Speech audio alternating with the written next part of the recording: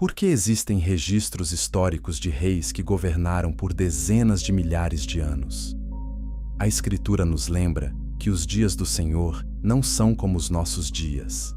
E Gênesis 6:4 nos fala de gigantes e homens poderosos que existiram na antiguidade. A maioria das pessoas assume que a história humana começou há alguns milhares de anos com registros relativamente simples. Mas documentos antigos mostram uma realidade muito diferente, uma cronologia que desafia tudo o que aprendemos sobre as origens da civilização. Nesta jornada, vamos seguir 3 caminhos reveladores. Primeiro, examinaremos a lista dos reis sumérios e o que ela realmente documenta. Depois, exploraremos quem eram esses governantes impossíveis e por que seus reinados duravam milênios. Finalmente, descobriremos o que aconteceu com esse mundo antigo e por que ele desapareceu. E uma vez que compreendemos essa primeira camada, a história real começa. A lista dos reis sumérios não é um documento obscuro guardado em algum porão empoeirado. É um dos textos históricos mais estudados e controversos da arqueologia antiga. Descoberta no início do século XX, essa lista apresenta uma cronologia de governantes que desafia qualquer compreensão convencional de história. Os primeiros 8 reis listados reinaram por um total combinado de 241 mil anos. Um rei chamado Alulim governou por 28.800 anos. Outro, Alaugar, por 36 mil anos. Estudiosos modernos rapidamente classificaram esses números como mitológicos, simbólicos ou simplesmente erros de tradução. Mas os sumérios eram conhecidos por sua precisão matemática e administrativa.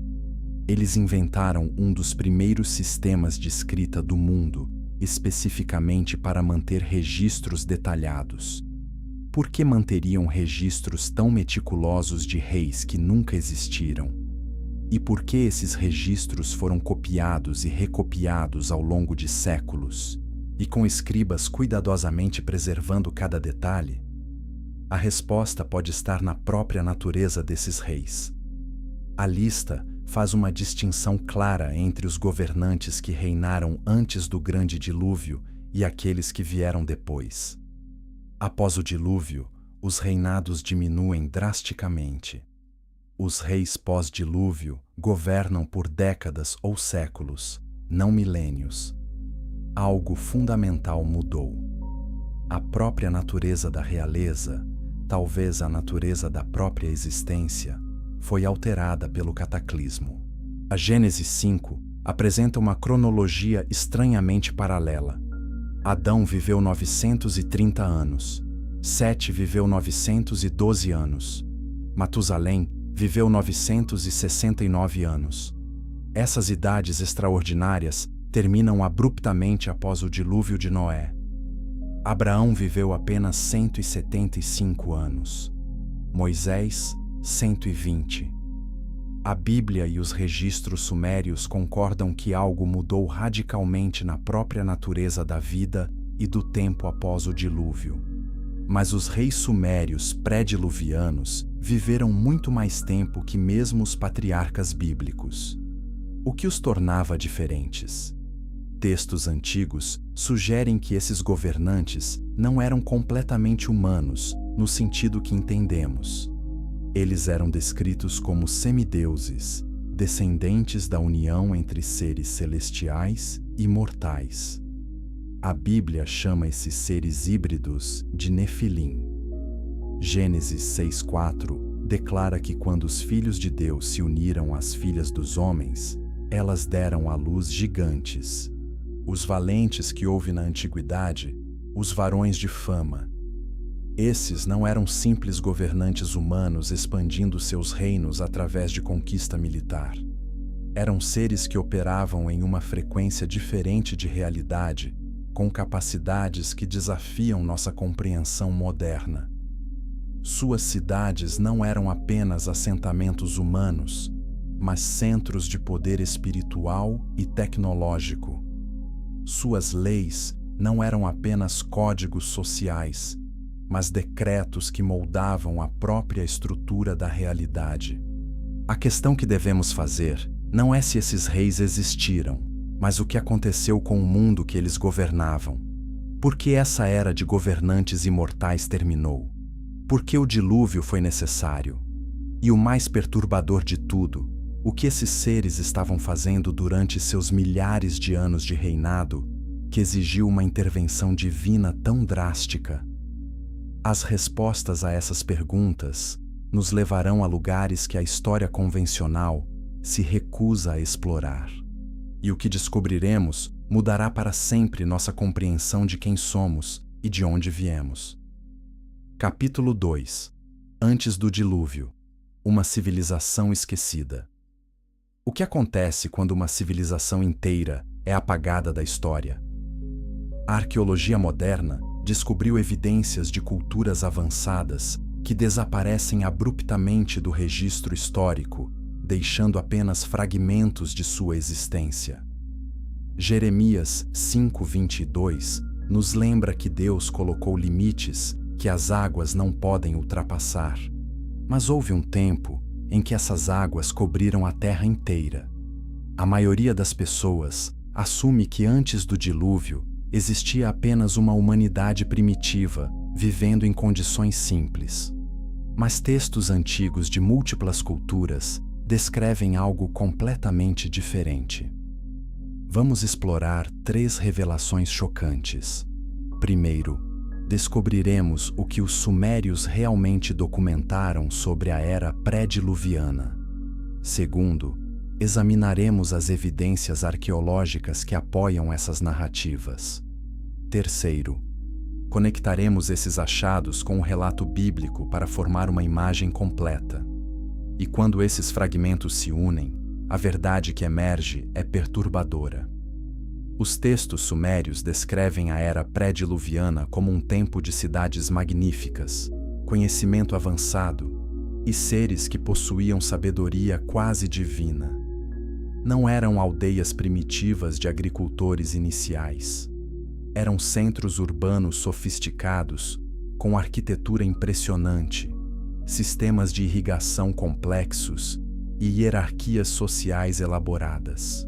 A cidade de Eridu, que exploraremos em profundidade mais tarde, foi fundada por seres celestiais, não por humanos. Mas o aspecto mais fascinante dessa civilização perdida não era sua tecnologia ou arquitetura, era seu conhecimento espiritual. Os textos falam de Mi, códigos sagrados que governavam a realidade, decretos eternos que mantinham o equilíbrio entre céu e terra. Esses não eram conceitos abstratos ou metáforas filosóficas. Os sumérios os tratavam como estruturas reais e tangíveis, tão reais quanto as leis da física que governam nosso mundo hoje. Inscreva-se neste canal para mais revelações bíblicas que desafiam a narrativa convencional da história humana. Essa civilização possuía conhecimento que foi deliberadamente apagado. Por quê? A resposta está na natureza desse conhecimento. Não era simplesmente informação técnica sobre como construir cidades ou irrigar campos. Era conhecimento sobre a própria estrutura da realidade e sobre como acessar dimensões além da percepção humana normal, sobre como interagir com seres espirituais que habitavam essas dimensões. Gênesis 6:5 nos diz que o Senhor viu que a maldade do homem se multiplicara sobre a terra e que toda a imaginação dos pensamentos de seu coração era só má continuamente. Mas o que exatamente eles estavam imaginando e fazendo? Textos apócrifos, como o livro de Enoque, fornecem detalhes perturbadores. Os observadores, anjos que desceram à terra, ensinaram aos humanos conhecimentos proibidos. Azazel ensinou os homens a fazer espadas, facas, escudos e armaduras. Senjasa ensinou encantamentos e corte de raízes. Armarus ensinou a quebra de encantamentos. Baraquel ensinou astrologia. Cocabel ensinou sinais. Tamiel ensinou astronomia. Asradel ensinou os cursos da lua. Esse não era conhecimento neutro. Era conhecimento que perturbava o equilíbrio divino da criação. Permitia aos humanos manipular forças espirituais que não foram destinadas a controlar. Criava uma hibridização não apenas de biologia, com os Nefilim, mas de realidade espiritual e material de maneiras que violavam a ordem estabelecida por Deus. Evidências arqueológicas apoiam a existência de uma catástrofe global na antiguidade. Camadas de sedimento encontradas em múltiplos locais ao redor do mundo mostram evidências de inundação massiva. Estruturas megalíticas que desafiam explicação, como Göbekli Tepe na Turquia, datam de períodos anteriores ao surgimento da agricultura convencional. Como civilizações pré-agrícolas construíram complexos de templos tão sofisticados? A resposta pode estar em quem realmente construiu essas estruturas. Se aceitarmos que seres híbridos com capacidades sobre-humanas existiram antes do dilúvio, construções que parecem impossíveis para humanos primitivos se tornam perfeitamente explicáveis. Essas não eram obras de humanos comuns. Eram obras de Nefilim, de semideuses, de seres que operavam com força e conhecimento além do escopo humano normal. O dilúvio não foi simplesmente um castigo para a maldade humana. Foi uma reinicialização completa da realidade. Foi um ato cirúrgico de juízo divino que removeu da existência não apenas pessoas más, mas uma ordem inteira de realidade que havia sido corrompida além da redenção. A água não apenas afogou os ímpios, ela lavou uma era inteira, apagando seus rastros, suas cidades e seu conhecimento e seus deuses falsos. Mas fragmentos permaneceram, memórias persistiram, textos foram preservados, e agora, milhares de anos depois, esses fragmentos estão ressurgindo, forçando-nos a confrontar verdades que foram enterradas tanto pela água quanto pelo tempo. O que mais está escondido sob camadas de história revisada? Que outras verdades foram suprimidas para manter uma narrativa confortável sobre nossas origens? E se tudo o que nos ensinaram sobre o começo da civilização humana for fundamentalmente incompleto? A jornada para responder essas perguntas está apenas começando. Capítulo 3. Enuma Elish, a guerra que moldou a criação. E se a criação do universo não foi um evento pacífico, mas o resultado de uma batalha cósmica? Salmo 74, 13 a 14, declara que Deus dividiu o mar com seu poder e quebrou as cabeças dos monstros marinhos, esmagou as cabeças do Leviatã. A maioria das pessoas assume que a criação foi um ato tranquilo de vontade divina, falando ordem à existência. Mas textos antigos revelam uma história muito mais violenta e complexa. Nesta exploração, seguiremos 3 revelações fundamentais. Primeiro, examinaremos o Enuma Elish e o que ele realmente ensina sobre a criação. Segundo, compararemos essa narrativa com o relato bíblico de Gênesis. Terceiro, descobriremos o que essa batalha cósmica significa para a nossa compreensão da realidade. E quando essas verdades se encontram, elas revelam um cosmos nascido de conflito divino. O Enuma Elish, encontrado em tábuas de argila na antiga Mesopotâmia, é um dos relatos de criação mais antigos preservados pela humanidade. Não é uma alegoria simples ou um mito primitivo. É uma teologia cosmológica sofisticada que descreve a formação do universo através de guerra entre forças primordiais. A narrativa começa com Apsu, a água doce primordial, e Tiamat, a água salgada primordial. Desses dois, e todos os outros deuses nasceram, mas os deuses mais jovens eram barulhentos e perturbadores. Apsu não conseguia descansar e planejou destruí-los. Ea, o deus da sabedoria, descobriu o plano e matou Apsu primeiro. Isso deixou Tiamat furiosa. Ela criou um exército de monstros para vingar a morte de seu consorte. 11 criaturas terríveis, incluindo serpentes gigantes, homens escorpião e dragões, se juntaram a ela em batalha contra os deuses mais jovens. Os deuses mais jovens estavam aterrorizados. A nenhum podia enfrentar Tiamat e seu exército. Então Marduk, um jovem deus de tremendo poder, se ofereceu para liderar a batalha. Mas ele exigiu um preço. Se ele derrotasse Tiamat, ele se tornaria o rei supremo dos deuses, e seu decreto seria imutável. Os deuses concordaram desesperadamente. Marduk enfrentou Tiamat em combate singular. Ele a capturou em uma rede, enviou ventos para inflar seu corpo e atirou uma flecha em sua barriga, dividindo-a ao meio. De metade de seu corpo, ele criou o céu. Da outra metade, ele criou a terra. De seu sangue, ele criou os rios. De suas lágrimas, ele criou as nascentes. Seus ossos se tornaram montanhas. Seu cabelo se tornou nuvens. Essa não é apenas mitologia colorida.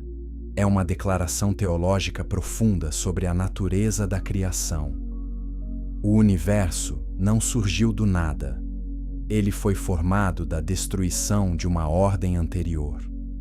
A realidade que habitamos foi construída dos restos de uma realidade derrotada. Ordem emergiu do caos, mas o caos teve que ser violentamente subjugado primeiro. Curta este vídeo se essas revelações sobre a criação estão abrindo sua mente para novas possibilidades. Agora, compare isso com Gênesis 1. A Bíblia declara que no princípio, Deus criou os céus e a terra era sem forma e vazia, e havia trevas sobre a face do abismo, e o Espírito de Deus pairava sobre a face das águas. A palavra hebraica para abismo é Tehom, linguisticamente relacionada a Tiamat. Gênesis pode estar fazendo referência à mesma realidade primordial aquosa que o Enuma Elish descreve, mas de uma perspectiva monoteísta. A Bíblia remove a batalha entre múltiplos deuses e atribui todo o poder criativo a um Deus.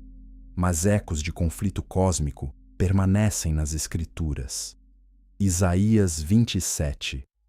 Profetiza que o Senhor castigará com sua espada dura, grande e forte o Leviatã, a serpente veloz, o Leviatã, a serpente tortuosa, e matará o dragão que está no mar. Jó 26, 12 ao 13, declara que pela sua força fendeu o mar e pela sua inteligência feriu a arrogância. Pelo seu sopro ornou os céus, a sua mão formou a serpente veloz. Esses versículos preservam memórias de um conflito cósmico no qual Deus estabeleceu ordem sobre forças caóticas. A teologia bíblica não nega que oposição existiu.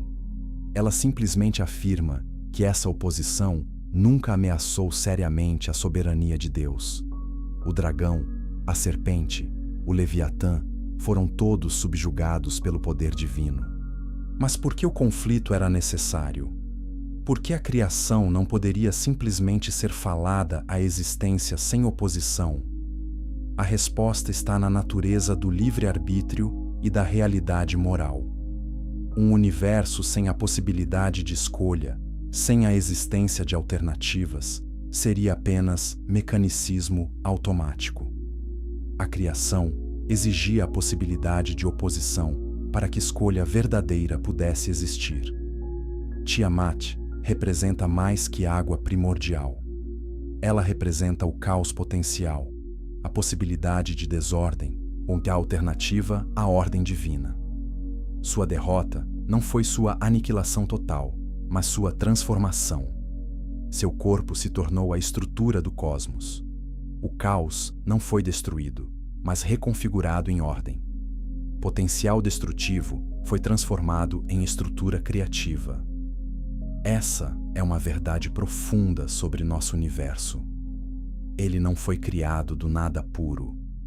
Ele foi formado da transformação de algo que já existia, algo potencialmente perigoso, algo que teve que ser confrontado e subjugado antes que realidade ordenada pudesse emergir. E se forças caóticas ainda existem, contidas mas não eliminadas, mantidas em xeque pelo poder divino, mas sempre potencialmente perigosas se esse poder fosse removido, essa perspectiva muda tudo. O cosmos não é um lugar seguro e estável por natureza. Ele é um campo de batalha onde ordem e caos estão em tensão constante, onde o poder divino continuamente mantém as forças da desordem sob controle. E nós, a humanidade, fomos colocados nesse campo de batalha com um papel a desempenhar. Mas qual é esse papel? E estamos cumprindo-o ou traindo-o? As respostas a essas perguntas determinarão não apenas nosso destino, mas o destino de toda a criação. Capítulo 4. Os Anunnaki, arquitetos de um mundo quebrado. Quem realmente construiu as fundações da civilização humana? Gênesis 11, versículos 5 a 7, relata que o Senhor desceu para ver a cidade e a torre que os filhos dos homens edificavam, e disse: Eis que o povo é um, e todos têm uma mesma língua, e isto é o que começam a fazer. Agora não haverá restrição para tudo o que eles intentarem fazer. A maioria das pessoas assume que a humanidade desenvolveu civilização sozinha, através de inovação gradual, ao longo de milénios. Mas registros antigos apontam para outra explicação, uma que envolve intervenção direta de seres não humanos com agendas específicas. Vamos desvendar 3 camadas dessa verdade oculta. Primeiro, descobriremos quem eram os Anunnaki e de onde vieram. Segundo, examinaremos suas hierarquias, funções e missões específicas na Terra. Terceiro, questionaremos por que eles criaram a humanidade e para que propósito. E quando essas revelações se alinham, elas expõem uma verdade sobre nossas origens que é simultaneamente fascinante e perturbadora.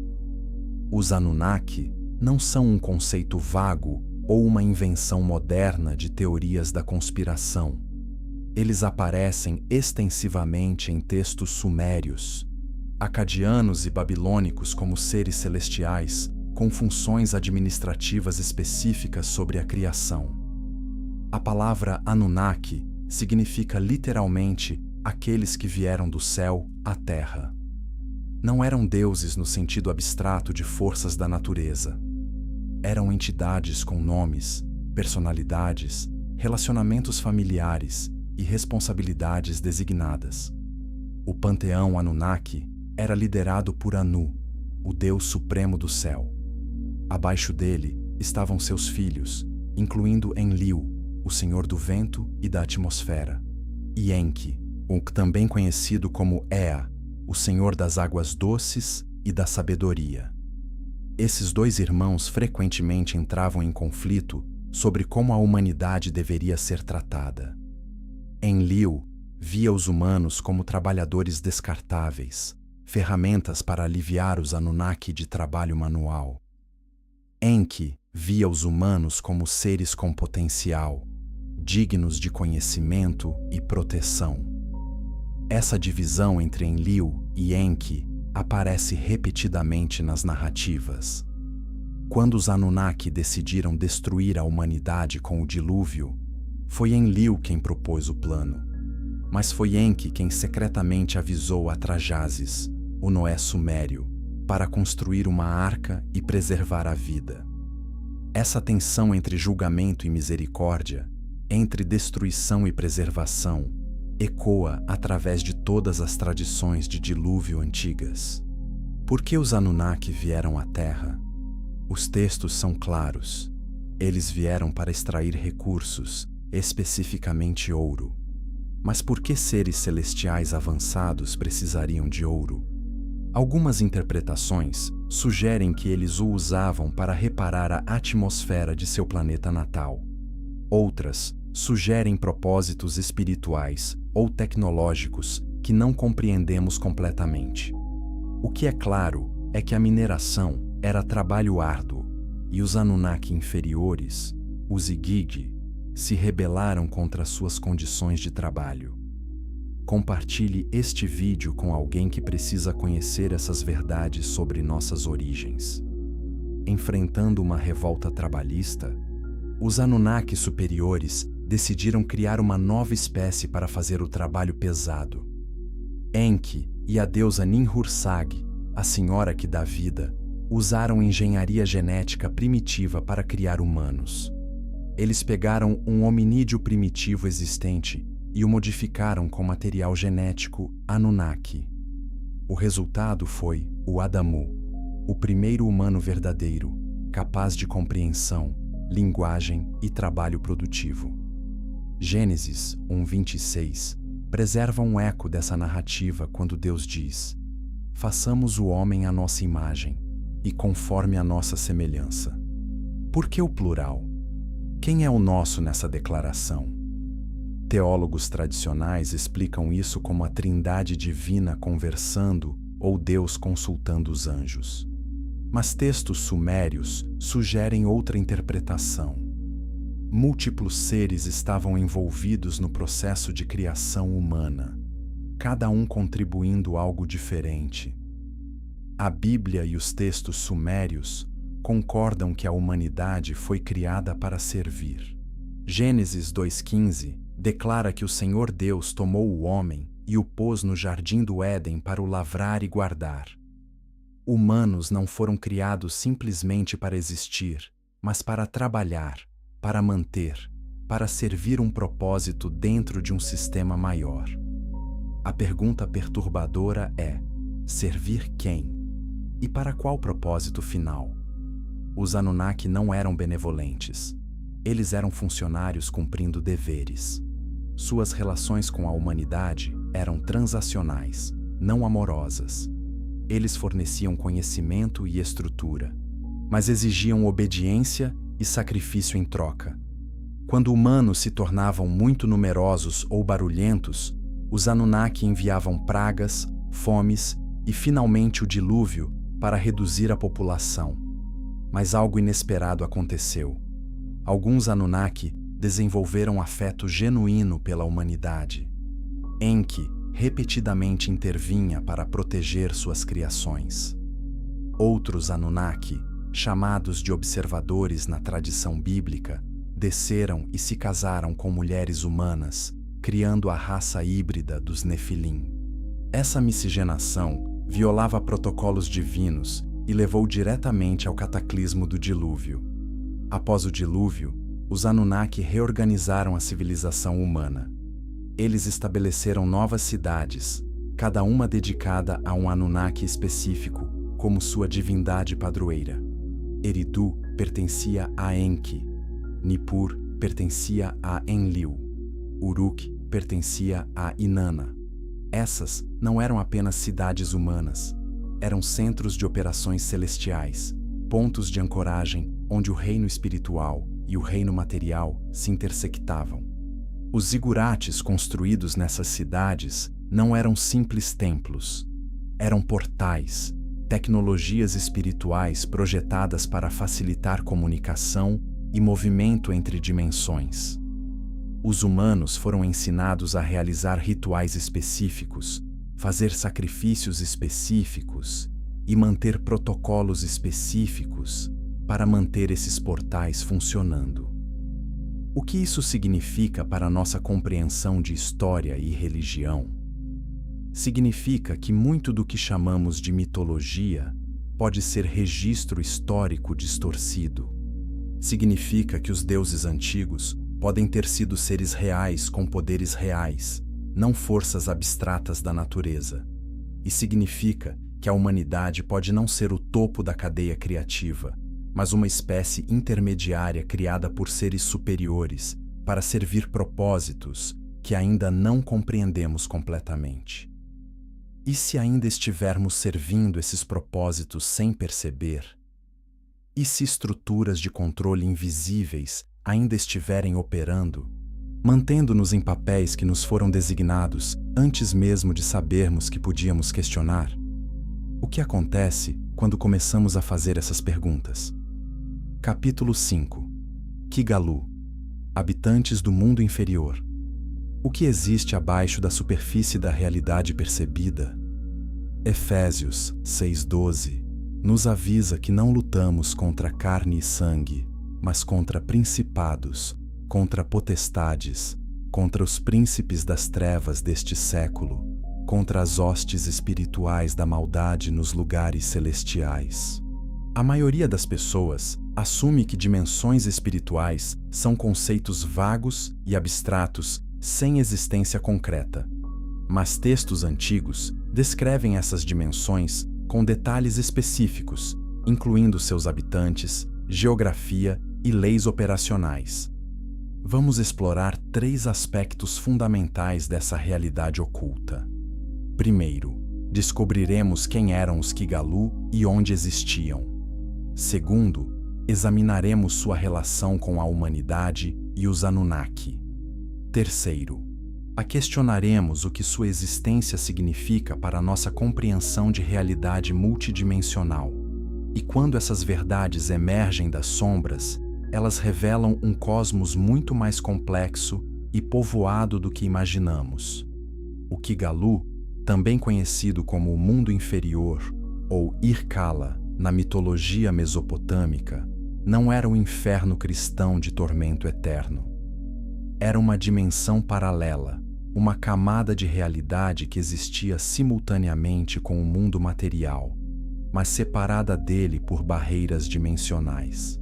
Não estava abaixo da Terra no sentido físico, estava em uma frequência diferente de existência, acessível apenas através de portais específicos ou estados alterados de consciência. Os habitantes do Kigalu eram numerosos e diversos. Alguns eram almas dos mortos, sombras de humanos que viveram no mundo material. Outros eram seres que nunca tiveram forma física, entidades nativas da dimensão inferior. Eles eram governados por Ereshkigal, a rainha do mundo inferior, e seu consorte Nergal, deus da guerra e da praga. Esses governantes não eram iguais aos Anunnaki celestiais. Eles tinham autoridade específica sobre seu domínio, mas essa autoridade era limitada. Textos descrevem o Kigalu como um lugar sombrio e empoeirado, onde os mortos existiam em um estado diminuído. Não havia punição ativa ou tormento, mas também não havia alegria ou crescimento. Era uma existência estagnada, uma sombra pálida da vida vibrante do mundo superior. Os mortos comiam barro e bebiam água lamacenta. Eles eram vestidos com penas como pássaros e viviam em escuridão perpétua. Mas nem todos no Kigalu estavam lá por natureza ou necessidade. Alguns eram guardiões, observadores colocados ali para monitorar as fronteiras entre dimensões. Eles garantiam que entidades do mundo inferior não cruzassem para o mundo material sem autorização, e que humanos vivos não entrassem no Kigalu sem o conhecimento e permissão adequados. Essas fronteiras não eram absolutas. Elas podiam ser atravessadas, mas apenas por aqueles que conheciam os caminhos e possuíam a autoridade ou poder para fazê-lo. Comente abaixo se você já sentiu a presença de dimensões além da nossa realidade física. Vários mitos mesopotâmicos descrevem jornadas ao mundo inferior. A história mais famosa é a descida de Inanna, também conhecida como Ishtar. Essa deusa poderosa desceu ao Kigalu para confrontar sua irmã Ereshkigal. Conforme ela passava por cada um dos 7 portões do mundo inferior, ela era forçada a remover uma peça de roupa ou poder, chegando finalmente nua e impotente diante de Ereshkigal, que a matou e pendurou seu corpo em um gancho. Essa história não é apenas alegoria sobre morte e renascimento. É um mapa funcional de como acessar dimensões inferiores. Os 7 portões representam barreiras progressivas que protegem o Kigalu de intrusão. Cada portão exige um sacrifício, uma rendição de poder ou identidade. Somente removendo camadas de defesa do ego, alguém pode penetrar nas profundezas espirituais. Inanna foi eventualmente resgatada e ressuscitada, mas apenas porque entidades superiores intervieram. Ela não poderia ter escapado por seu próprio poder. Essa é uma advertência clara. Entrar em dimensões espirituais inferiores sem preparação adequada ou autoridade resulta em aprisionamento ou destruição. Essas dimensões são reais e perigosas, não espaços metafóricos de exploração psicológica. A Bíblia preserva conceitos similares. Sheol, a morada dos mortos no pensamento hebraico, compartilha muitas características com o Kigalu.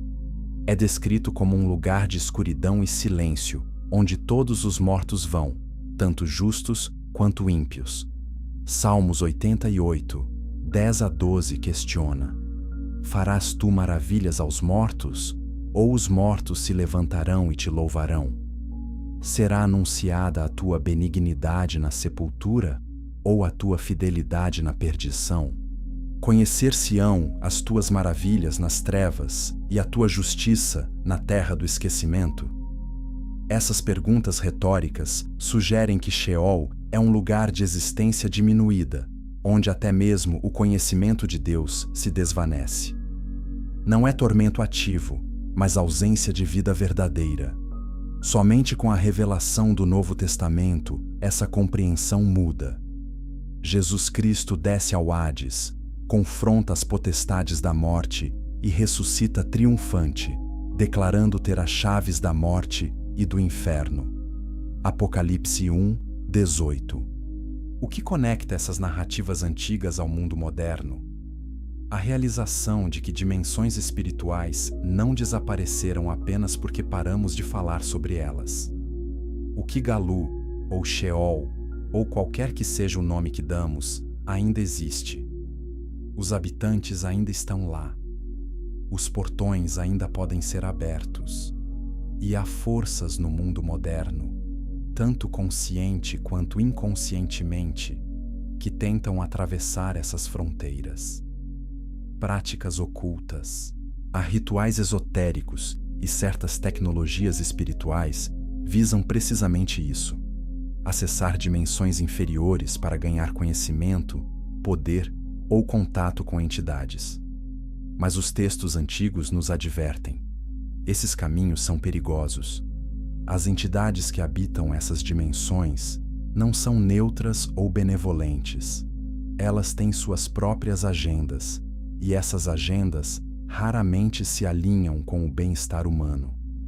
Compreender o Kigalu não é apenas interesse acadêmico, é consciência espiritual prática. Vivemos em um cosmos de múltiplas camadas, onde diferentes ordens de seres operam em diferentes frequências de existência. Reconhecer essa realidade nos torna mais sábios, mais cautelosos e mais preparados para navegar nos aspectos espirituais de nossa própria existência. E nos lembra que há muito mais acontecendo ao nosso redor do que nossos sentidos físicos podem detectar. Capítulo 6. A criação da humanidade. Ferramenta ou experimento? Por que a humanidade foi criada? Salmos 8, 4 a 5 questiona: que é o homem mortal para que te lembres dele, e o filho do homem para que o visites? Pois pouco menor o fizeste do que os anjos, e de glória e de honra o coroaste. A maioria das pessoas assume que fomos criados simplesmente para glorificar a Deus através de adoração e comunhão. Mas textos antigos revelam propósitos muito mais complexos e utilitários para a criação humana. vamos examinar 3 perspectivas reveladoras. Primeiro, descobriremos o que os textos sumérios afirmam explicitamente sobre por que humanos foram criados. Segundo, compararemos isso com o relato bíblico e encontraremos paralelos surpreendentes. Terceiro, questionaremos as implicações dessas verdades para nossa identidade e propósito hoje. E quando essas perspectivas convergem, elas forçam uma reavaliação radical de quem somos e por que existimos. O Épico de Atrajases, um dos textos mesopotâmicos mais antigos, descreve a criação humana com clareza brutal. Os deuses Anunnaki estavam sobrecarregados com trabalho pesado. Eles tinham que cavar canais, manter sistemas de irrigação e extrair recursos da terra. Os deuses inferiores, os Igidi, realizavam esse trabalho e estavam exaustos e ressentidos. Eventualmente, eles se rebelaram. Eles queimaram suas ferramentas e marcharam até o palácio de Enlil, o líder dos deuses, exigindo alívio. Enlil queria destruir os rebeldes, mas Enki propôs uma solução alternativa. Vamos criar uma nova espécie, ele sugeriu, um Lulu, um trabalhador primitivo que assumirá o fardo do trabalho dos deuses. Os deuses concordaram. Eles sacrificaram um deus menor, misturaram seu sangue com argila e modelaram o primeiro humano. A deusa Ninhursag deu vida à criação. O resultado foi uma espécie híbrida, parcialmente divina através do sangue do deus sacrificado, parcialmente terrestre através da argila, capaz de inteligência e trabalho, mas mortal e limitada. Essa não é uma narrativa de amor divino criando companheirismo. É engenharia pragmática criando ferramentas vivas. Humanos foram projetados com um propósito funcional específico: aliviar os deuses do trabalho físico. Nossa existência foi transacional desde o início. Não fomos criados para nosso próprio bem, mas para o benefício de outros. Inscreva-se para explorar mais verdades que desafiam nossa compreensão de propósito humano. Agora considere Gênesis 2. E Deus cria Adão e o coloca no jardim do Éden para lavrá-lo e guardá-lo. Adão recebe trabalho imediatamente. Ele deve nomear os animais, manter o jardim e seguir instruções específicas. Ele não é criado para a existência ociosa, mas para a função produtiva. Mesmo no paraíso, o trabalho é central para o propósito humano. Após a queda, essa realidade se intensifica. Gênesis 3:19 declara: No suor do teu rosto comerás o teu pão, até que te tornes a terra, porque dela foste tomado. Porquanto és pó, e em pó te tornarás. O trabalho se torna mais difícil, mais doloroso, mas permanece central. A humanidade foi criada para trabalhar, e essa função não mudou, apenas se intensificou. Mas há outra dimensão para a criação humana que vai além do trabalho físico. Humanos foram criados para restaurar equilíbrio. A rebelião dos Igidi criou um desequilíbrio na ordem cósmica. Os deuses superiores precisavam de uma solução que não apenas fornecesse trabalho, mas também restaurasse harmonia. Humanos preencheram esse papel. Éramos mediadores, seres que existiam entre o celestial e o terrestre, capazes de conectar ambos os reinos.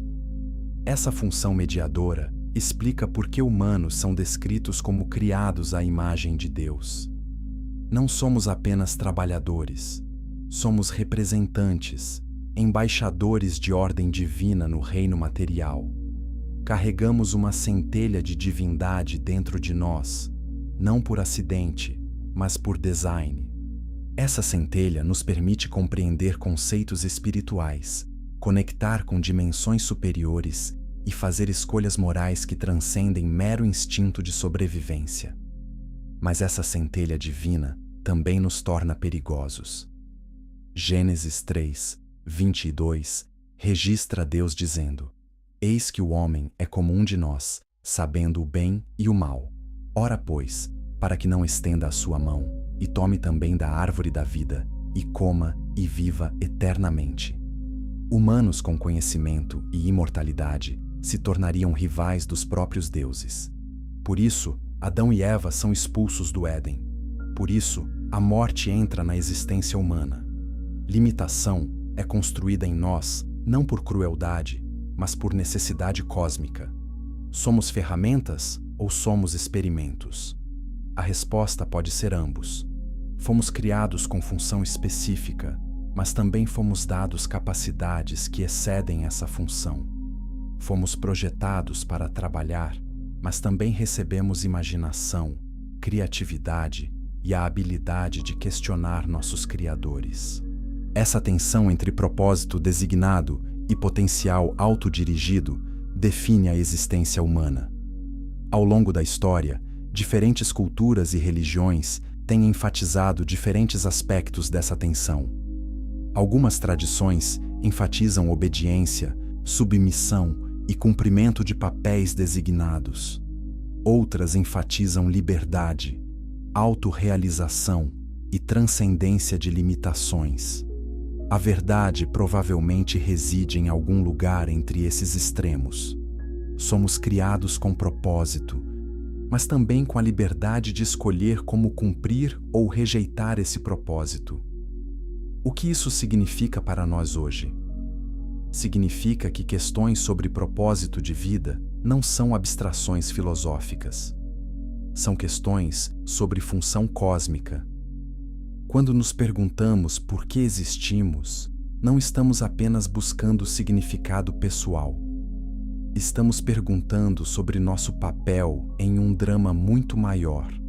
Um drama que envolve múltiplas dimensões e múltiplos seres, e uma narrativa que começou muito antes de nascermos e continuará muito depois de morrermos.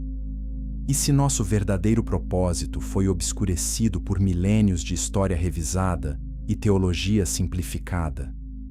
E se redescobrir esse propósito exigir que confrontemos verdades desconfortáveis sobre nossas origens?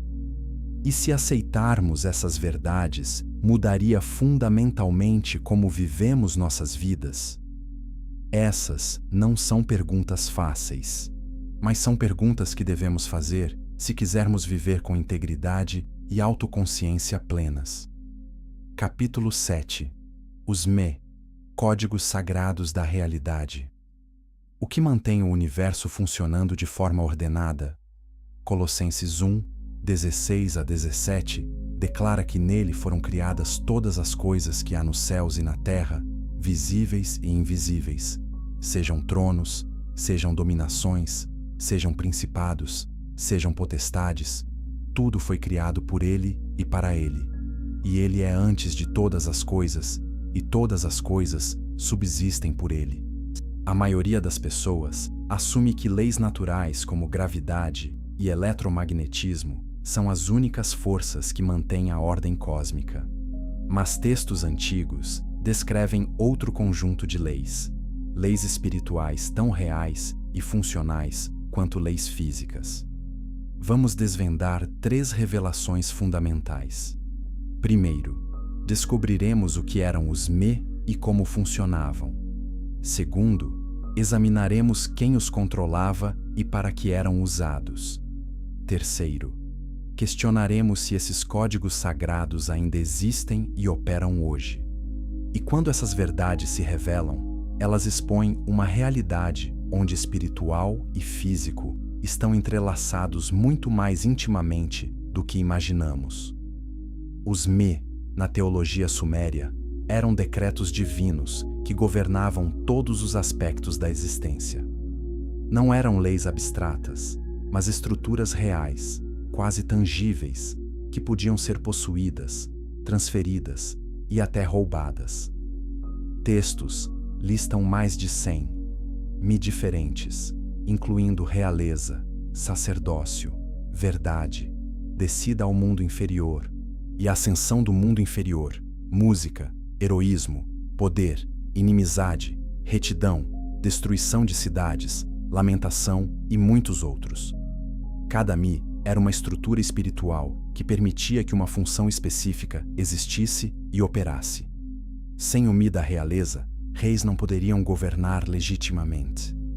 Sem o Mi do sacerdócio, rituais religiosos não teriam poder. Sem o Mi da música, sons organizados não poderiam tocar almas humanas. Os Mi eram os códigos de programação da realidade, os parâmetros operacionais que permitiam que diferentes aspectos da existência funcionassem adequadamente. Enki, o deus da sabedoria, era o guardião principal dos Mi. Ele os mantinha em seu templo em Eridu, a primeira cidade. Mas os Mi não eram sua propriedade pessoal. Eles pertenciam à ordem cósmica e eram administrados pelos deuses coletivamente. No entanto, o controle sobre Mi específicos conferia tremendo poder. A história mais reveladora sobre os Mi envolve a deusa Inanna. Ambiciosa e inteligente, ela viajou a Eridu para visitar Enki. Ele a recebeu com hospitalidade generosa, incluindo muito vinho. Enquanto Enki estava intoxicado, Inanna o convenceu a lhe dar dezenas de Me, incluindo alguns dos mais poderosos. Quando Enki acordou sóbrio, ele percebeu o que havia feito e enviou servos para recuperar os Me. Mas Inanna já havia fugido para sua própria cidade, Uruk, levando os Me com ela. Curta este vídeo se você está começando a ver como realidade funciona em níveis mais profundos. Essa narrativa revela verdades cruciais. Os Mi podiam ser transferidos. Eles não estavam fixos permanentemente a locais ou indivíduos específicos. Eles conferiam poder real e funcional, não apenas status simbólico. E o controle sobre eles era contestado, não absoluto. Deuses competiam por Mi porque Me significavam poder operacional sobre aspectos da realidade. A Bíblia contém conceitos paralelos. A lei dada a Moisés no Sinai não era apenas código moral. Era estrutura espiritual que permitia que Israel funcionasse como nação santa. Quebrar a lei não era apenas ofensa ética. Era ruptura de ordem cósmica. Sacrifícios e rituais prescritos não eram performances simbólicas. Eram tecnologias espirituais que mantinham o relacionamento entre Deus e Israel, entre céu e terra. Hebreus 8:5 explica que sacerdotes do Antigo Testamento serviam àquilo que é de exemplar e sombra das coisas celestiais. E como Moisés divinamente foi avisado, estando já para acabar o tabernáculo, porque vê, disse ele, que faças tudo conforme o modelo que no monte se te mostrou. O tabernáculo terrestre era cópia de uma realidade celestial. Rituais realizados na terra correspondiam a realidades operando no céu. Isso é essencialmente o mesmo conceito que os Me, estruturas espirituais que, quando ativadas corretamente, conectam reinos material e celestial. Jesus Cristo, no pensamento cristão, não aboliu essas estruturas. Ele as cumpriu e as transformou.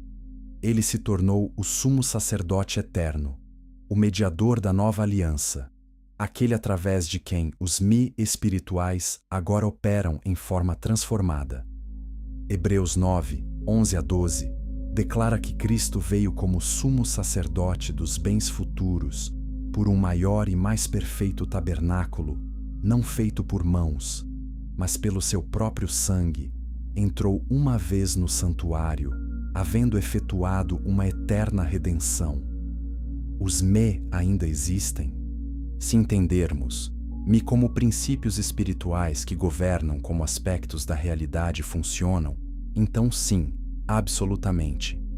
Eles podem não ser chamados de Me na teologia moderna, mas os conceitos permanecem. Autoridade espiritual, poder sacerdotal, eficácia de ritual, estruturas de aliança. Todas essas são formas modernas de reconhecer que realidade espiritual opera de acordo com padrões e princípios específicos. Quem controla os me hoje? Na teologia cristã, a autoridade final pertence a Cristo. Ele recebeu todo o poder no céu e na terra, Mateus 28, 18. Mas a autoridade delegada é distribuída através de estruturas de aliança. Igreja, família, governo civil, todas são instituições através das quais aspectos de autoridade espiritual operam. Essas não são invenções humanas arbitrárias. São estruturas espirituais que refletem ordem cósmica. Mas há também forças que buscam corromper ou roubar-me. Assim como Inanna roubou-me de Enki, assim também poderes espirituais malignos buscam usurpar autoridade e estruturas que não lhes pertencem legitimamente. Rituais ocultos, pactos espirituais e certas práticas esotéricas tentam acessar poder espiritual fora de canais legítimos.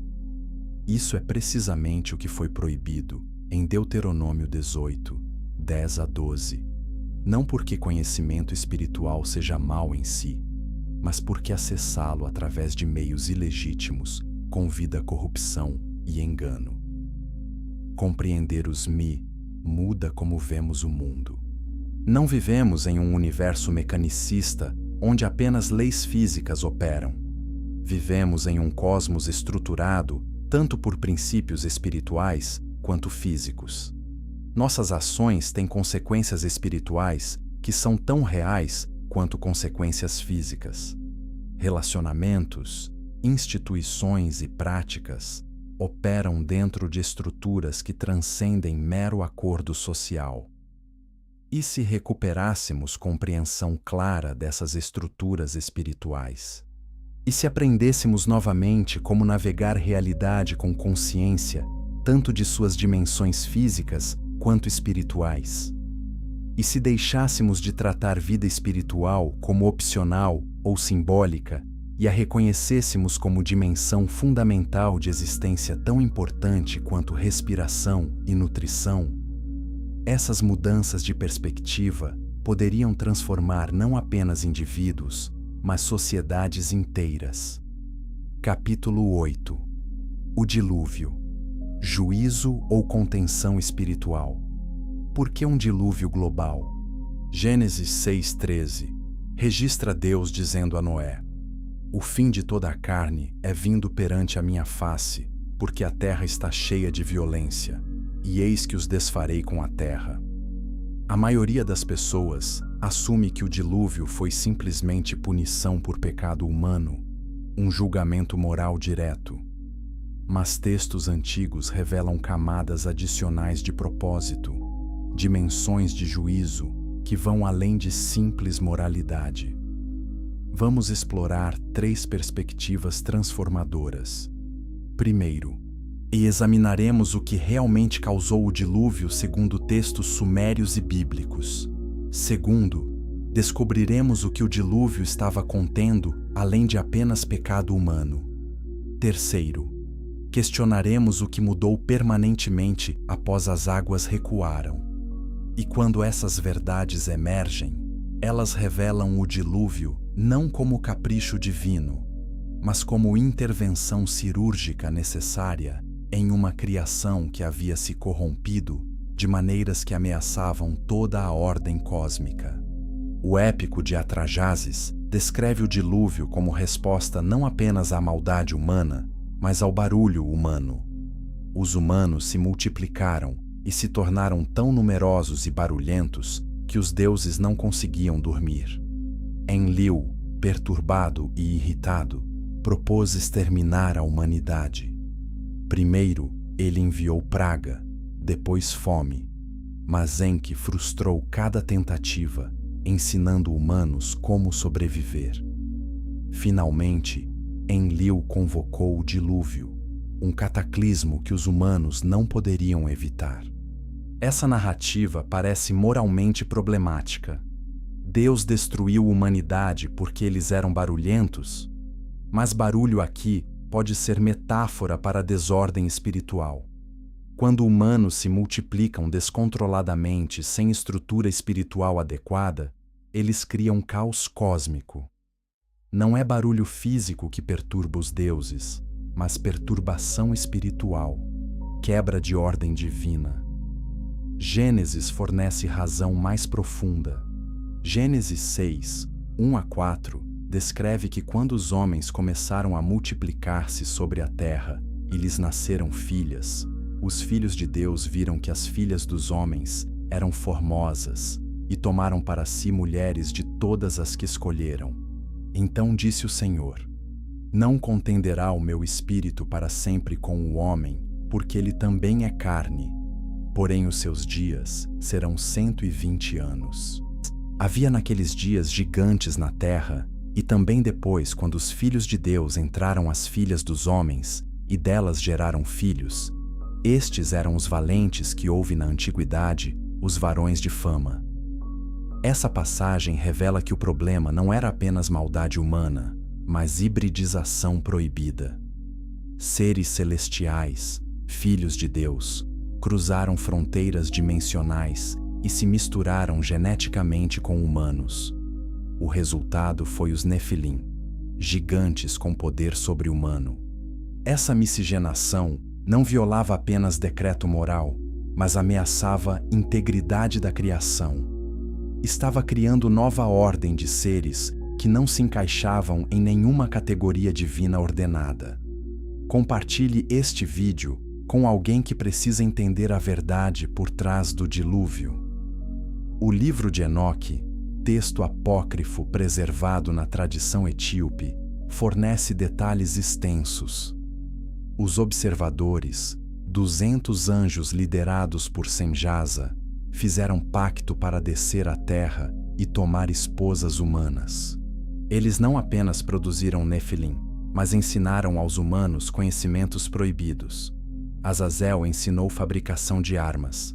Amazaraque ensinou encantadores e cortadores de raízes. Armarus ensinou resolução de encantamentos. Baraquijal ensinou astrologia. Cocabel ensinou sinais. Ezequiel ensinou conhecimento de nuvens. Araquiel ensinou sinais da terra. Shamsiel ensinou sinais do sol. Sariel ensinou o curso da lua. Esse conhecimento não era neutro. Permitia aos humanos manipular forças naturais e espirituais além de sua compreensão ou autoridade. Criava desequilíbrio cósmico. Humanos com conhecimento divino, mas sem sabedoria divina ou restrição moral, são incrivelmente perigosos. Eles se tornam como deuses em poder, mas permanecem mortais em julgamento. O resultado é caos. Os Nefilim se multiplicaram e consumiram todos os recursos humanos. Quando não havia mais comida, eles começaram a devorar humanos. A violência mencionada em Gênesis 6 não era apenas guerra humana comum. Era a predação dos Nefilim sobre humanos normais. A terra estava sendo tomada por híbridos que não tinham lugar legítimo na ordem criada. O dilúvio foi julgamento, sim, mas também foi contenção. Não foi apenas punição por pecado passado. Foi prevenção de corrupção futura. Se os Nefilim continuassem a se multiplicar, a humanidade genuína seria extinta. A linhagem através da qual o Messias viria seria corrompida. O plano redentor de Deus seria impossível. O dilúvio preservou a humanidade destruindo o que ameaçava destruí-la. Mas o dilúvio não apenas destruiu vida física, ele reconfigurou realidade espiritual. Judas 1,6 declara que os anjos que não guardaram o seu principado, mas deixaram a sua própria habitação, ele os tem reservado em prisões eternas na escuridão para o juízo do grande dia. Os observadores que causaram a corrupção pré-diluviana foram aprisionados em dimensões espirituais, a impedidos de interferir diretamente na humanidade novamente. 2 Pedro 2, 4-5 confirma. Porque se Deus não perdoou aos anjos que pecaram, mas havendo-os lançado no inferno, os entregou às cadeias da escuridão, ficando reservados para o juízo. E não perdoou ao mundo antigo, mas guardou a Noé, pregador da justiça, com mais 7 pessoas, ao trazer o dilúvio sobre o mundo dos ímpios. O dilúvio marcou divisão entre eras, entre modos de operação espiritual. Antes do dilúvio, as seres celestiais podiam intervir direta e fisicamente. Após o dilúvio, sua intervenção se tornou mais restrita, mais indireta. Isso explica por que a vida humana encurtou dramaticamente após o dilúvio. Não foi apenas mudança climática ou ambiental. Foi mudança nas estruturas espirituais que sustentavam vida. A hibridização pré-diluviana havia estendido vida humana através de genética dos observadores. Com essa genética removida e os observadores aprisionados, humanos retornaram a durações de vida mais naturalmente limitadas. O mundo após o dilúvio era fundamentalmente diferente. Era mais seguro em alguns aspectos, com menos interferência direta de seres celestiais rebeldes. Mas também era mais limitado, com menos acesso a conhecimento e poder espirituais. A humanidade foi reiniciada em condições mais restritas, mais protegidas, mas também mais isoladas de dimensões superiores. Noé e sua família carregavam a responsabilidade de recomeçar civilização sob nova aliança. Gênesis 9 estabelece princípios fundamentais: respeito pela vida humana, governo humano com autoridade para punir assassinato, promessa divina de nunca mais destruir a terra com água. Essas não eram apenas regras sociais, eram parâmetros espirituais para uma nova era. O dilúvio demonstra que Deus não tolera corrupção ilimitada. Há limites para quanto a criação pode ser distorcida antes que intervenção drástica se torne necessária. Essa verdade deveria ser tanto confortante quanto aterrorizante. Confortante porque significa que o mal nunca terá vitória final.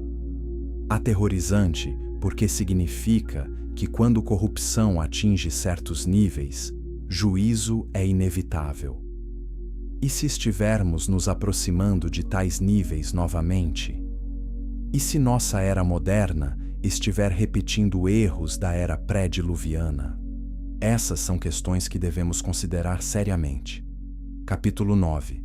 Eridu, a primeira cidade e o portal celestial. Qual foi a primeira cidade do mundo? Gênesis 4:17. Registra que Caim conheceu sua mulher e ela concebeu e teve a Enoque. E ele edificou uma cidade e chamou o nome da cidade conforme o nome de seu filho Enoque. A maioria das pessoas assume que cidades são invenções humanas que surgiram naturalmente conforme populações cresceram.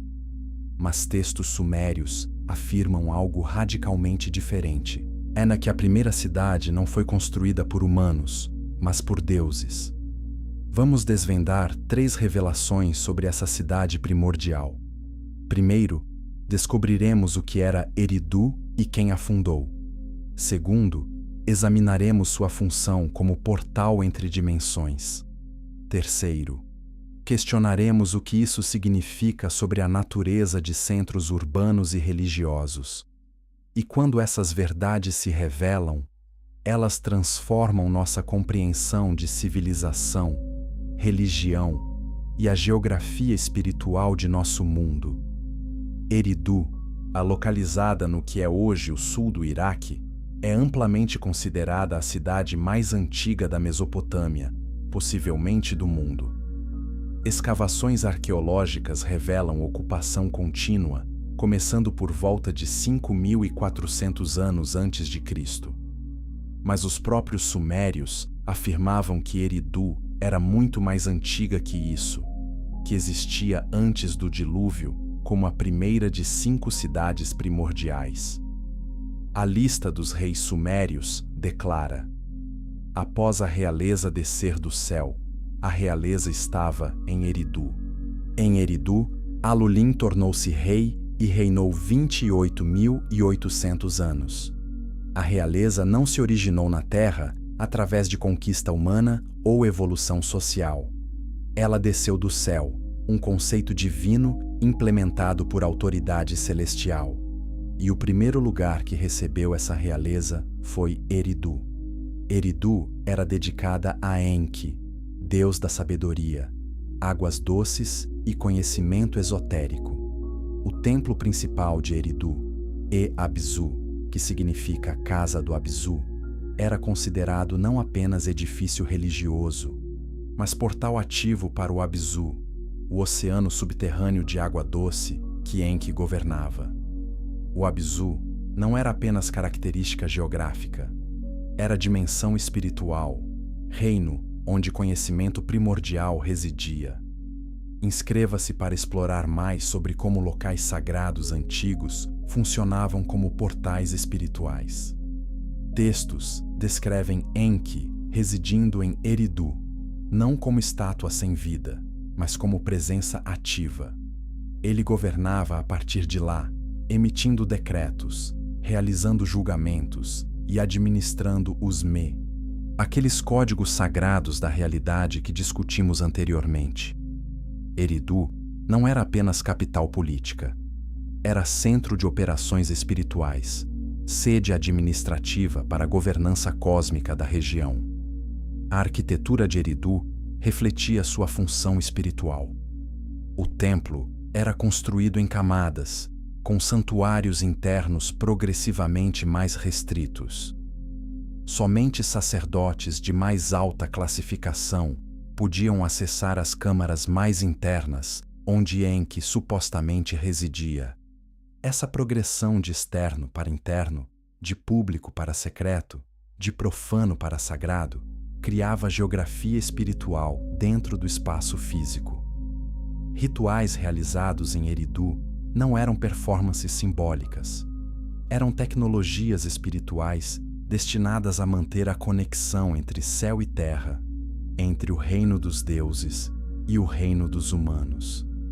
Sacrifícios, oferendas, cânticos e orações, todos serviam funções específicas dentro desse sistema. Eles não agradavam deuses caprichosos. Eles mantinham portais operacionais. A Bíblia contém conceitos paralelos. O tabernáculo e posteriormente o templo em Jerusalém eram projetados como portais entre céu e terra. Êxodo 25, 8 registra Deus ordenando: "E me farão um santuário e habitarei no meio deles." Não era metáfora, era instrução literal para construir estrutura através da qual presença divina poderia habitar entre humanos. O Templo de Salomão era dividido em 3 seções: o átrio exterior, onde pessoas comuns podiam entrar, o lugar santo onde sacerdotes ministravam, e o Santo dos Santos, onde somente o sumo sacerdote entrava uma vez por ano.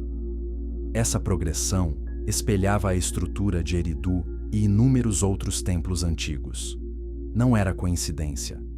Era reconhecimento universal de como o espaço sagrado funciona.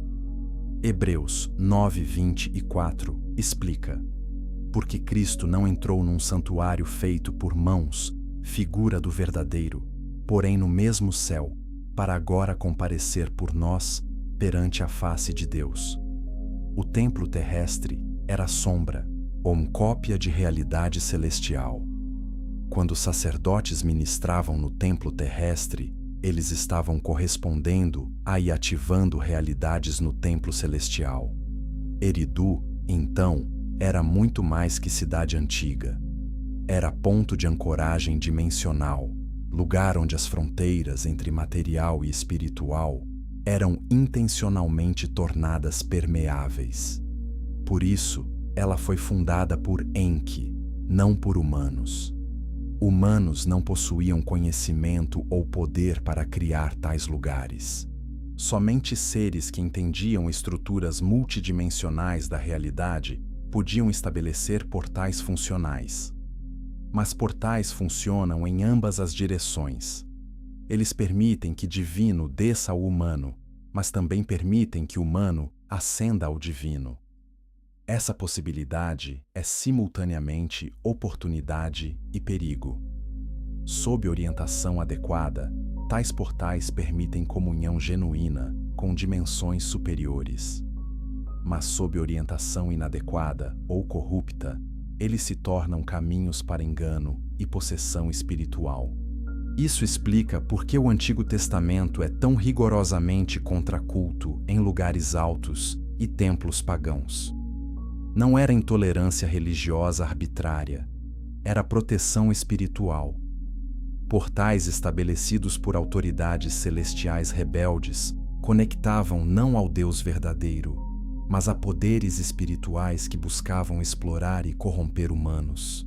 Deuteronômio 12, 2-3 ordena: todos os lugares onde as nações que possuireis serviram os seus deuses sobre as altas montanhas e sobre os outeiros e debaixo de toda árvore frondosa, totalmente destruireis, e derrubareis os seus altares, e quebrareis as suas estátuas, e os seus bosques queimareis a fogo, e destruireis as imagens esculpidas dos seus deuses, e apagareis o seu nome daquele lugar. Esses lugares não eram neutros. Eles eram operacionalmente conectados a entidades espirituais específicas. Destruir estruturas físicas interrompia conexões espirituais. Era guerra espiritual expressa através de demolição física. Eridu eventualmente foi abandonada. Por volta de 600 anos antes de Cristo, ela deixou de ser habitada, mas sua memória persistiu. Ela permaneceu na consciência cultural como a cidade primordial, o lugar onde civilização começou, o ponto de conexão original entre céu e terra. E seu padrão, o conceito de cidade como portal espiritual, e replicou-se em toda a Mesopotâmia e além. Cada zigurat construído em cidades posteriores era a tentativa de recriar o que Eridu originalmente representava. Cada templo dedicado a um deus específico era estabelecimento de ponto de contato entre esse deus e seus adoradores humanos.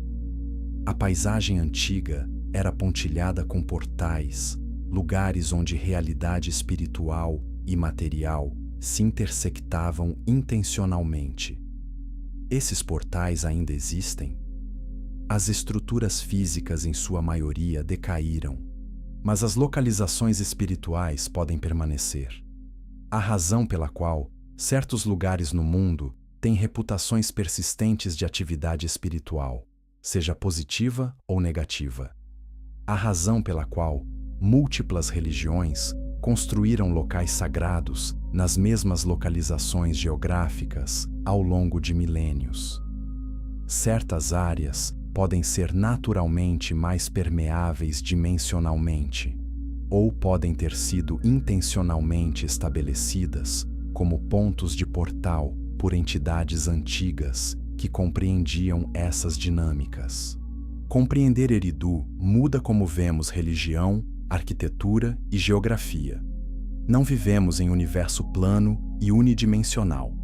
Vivemos em cosmos de múltiplas camadas, onde certos lugares funcionam como pontos de conexão entre camadas.